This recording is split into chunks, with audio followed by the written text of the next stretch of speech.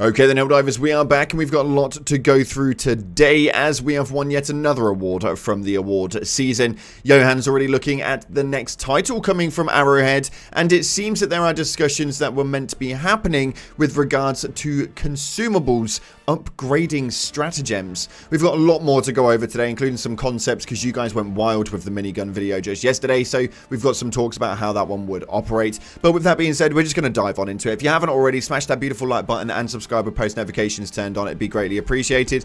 And make sure you check out our sponsor, GamerSupps, the company that offer esports athletes and gamers the most effective and healthy energy drink choice compared to those tins that we're all used to help you perform to your highest potential. Completely keto friendly, sugar free, and you guys can grab a load of accessories and snacks to boot. The link's down in the description. Use code CloudPlays at checkout for a cheeky discount. With that being said, let's dive into the video and see what's happening in today for Helldivers. So starting off, we have got the major order. Now as it stands, we've got 2 days and 12 hours remaining on the major order. We have only got to take 2 more defends from the Illuminate attacks, and this can be done pretty damn quickly. The major order will finish when we actually get this done, so the sooner that we manage to get this defend off, the quicker this major order will complete, and we'll move into the next story embarkment. Your 24-hour period time for your personal order is to kill 100 enemies using the Gatling Sentry. So get over to the Illuminate planet, pop down that Gatling Sentry, and you'll have it done in absolutely no time at all. And for those of you guys who are bothered about it, your superstore right now has got the Fortified Commando and the Eradicator set inside of there as well. But with that being said, let's dive on into what's happening in the background as the Better with Friends award went to Helldivers 2 last night from the 2024 Steam Awards, which is an amazing award to actually win. Unfortunately, we didn't manage to get anything else from there, including Game of the Year award, which unfortunately went to Wukong, although rightly deserved. We should hopefully hope for another good year inside of Helldivers 2 for 2025 and hopefully clear some more awards under the belt. But we're not even just going to talk about Helldivers 2 today, because Johan Peterstedt posted at 10 to 12 last night for New Year's Eve, stating with 10 minutes in 2025, what are your expectations and desires from the next Arrowhead game will be? I'm working on a high concept, but I would love to hear your speculation. So this is absolutely incredible because there is so much to look at when it comes to this sort of style and the way that Arrowhead actually do their games. Apparently there was an old concept for a game which involved you guys being inside of a ship. Now this isn't my style of game, and I'm kind of glad that that's not what they went ahead with, and what we have is Helldivers 2, but we could be looking at some really interesting concepts coming from Arrowhead in the future. And if you guys want your say, then get over there, just post it in. You never know, it may end up being something. Moving forward though, some people were talking about one-time use stratagems, and we'll get into that in just a moment, but Johan actually dived into that quite heavily with what they were actually meant to be doing with stratagems. It states right here that we're discussing consumable upgrades for stratagems,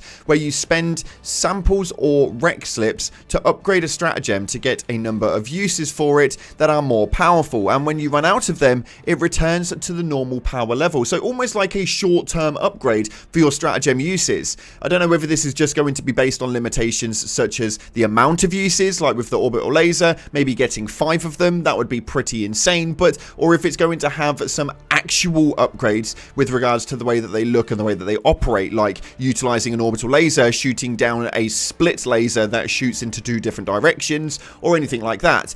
I don't really know, but it is something that they are currently discussing, which is interesting because it means that these changes could be coming in the game at some stage soon.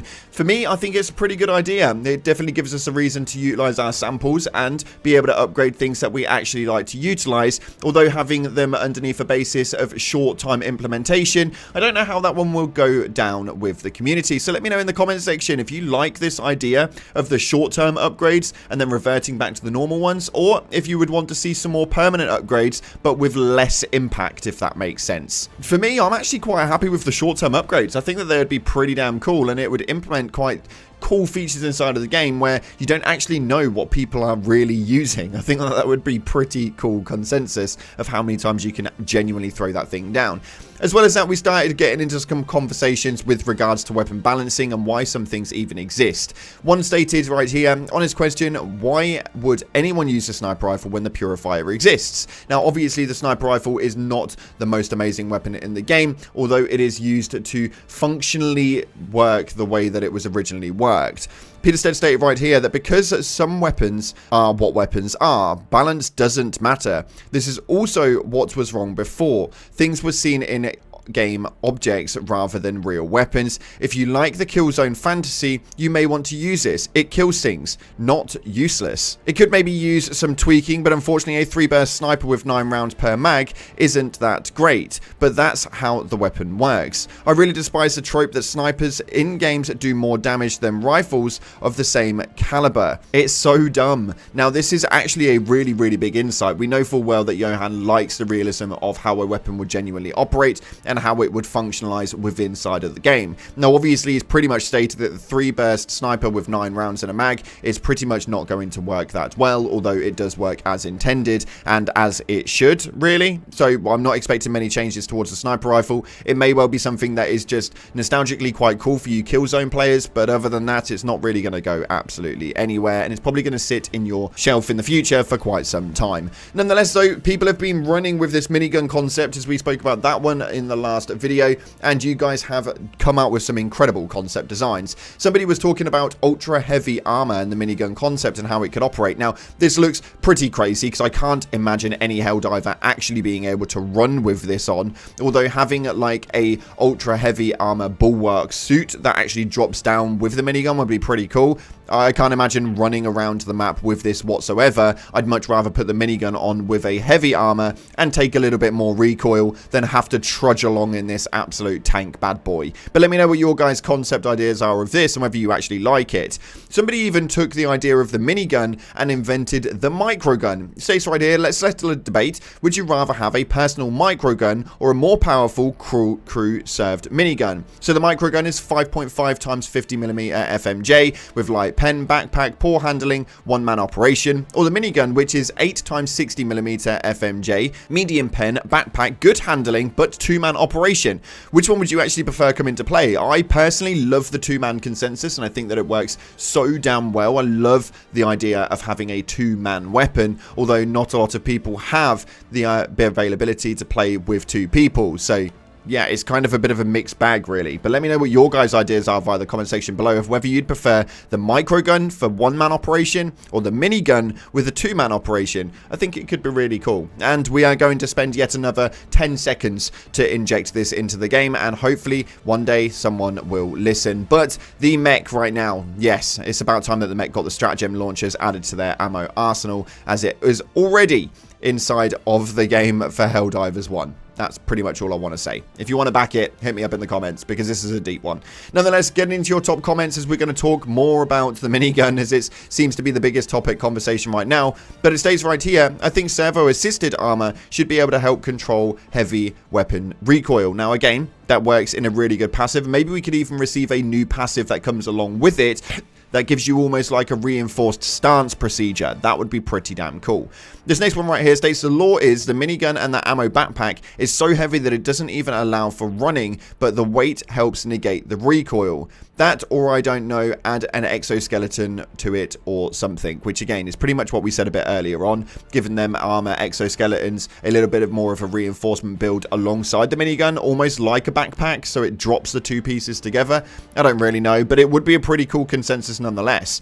And finally, it states right here, in the first Helldivers game, they had a machine gun that had no extra magazines and was discarded after use. Similar to the EAT or Commando, maybe instead of stamina drain system, they could just make it so that the minigun has limited ammo which cannot be replenished until you redeploy another stratagem. Just throwing the idea out there. Now this would actually work really well, because you wouldn't need the need for the backpack, because it would already have the drum magazine holding all of the ammo inside of it. You wouldn't have to have the exoskeleton movement, and it would be a one-time usage, but you can call it down every couple of minutes. For me, this is probably one of the better ways of getting this implemented sooner rather than later, and a weapon that would actually work quite well and have a small amount of usages. It's not like we've not got the discarded weapon usages already, like he states with the EAT and the Commando.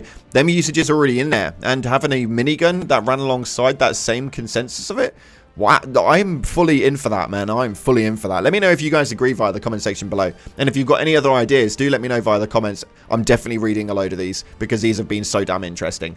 Nonetheless, unfortunately, that's all we've got time for today, though. If you haven't already, hit the like button, subscribe, post notifications turned on. Thanks again for watching, guys. Appreciate you all. And as always, I'll see you in the clouds.